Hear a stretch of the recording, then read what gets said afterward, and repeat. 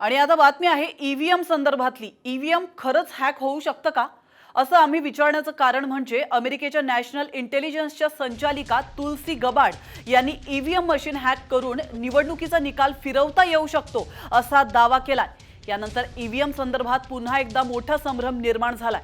या दाव्यामुळे सत्ताधारी आणि विरोधकांमध्ये ईव्हीएमच्या मुद्द्यावरून पुन्हा वाद रंगण्याची चिन्ह नाकारता येत नाहीयेत। या दाव्यानंतर मात्र आता ईव्हीएमच्या विश्वासार्हतेविषयी राज्यातच काय तर संपूर्ण जगभरात देखील चर्चा सुरू झाली आहे।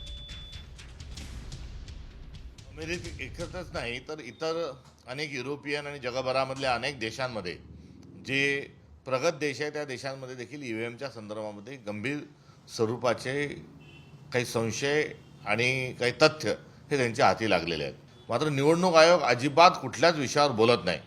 किंबहुना असे मुद्दे आल्यानंतर किंवा काँग्रेसच्या वतीने जो अनुभव आहे गतकाळातला की ईव्हीएम असेल मतदार याद्या असेल या संदर्भामध्ये आमचं शिष्टमंडळ वारंवार निवडणूक आयोगाला भेटतं आहे। मात्र निवडणूक आयोगाला भेट झाल्यानंतर आमच्या निवेदनावर आम्ही घेतलेल्या हरकतीवर निवडणूक आयोगाचे जे कमिशनर आहेत ते न बोलता केंद्रीय गृहमंत्री आणि महाराष्ट्राचेच मुख्यमंत्री जे आहेत तेच उत्तर देतात।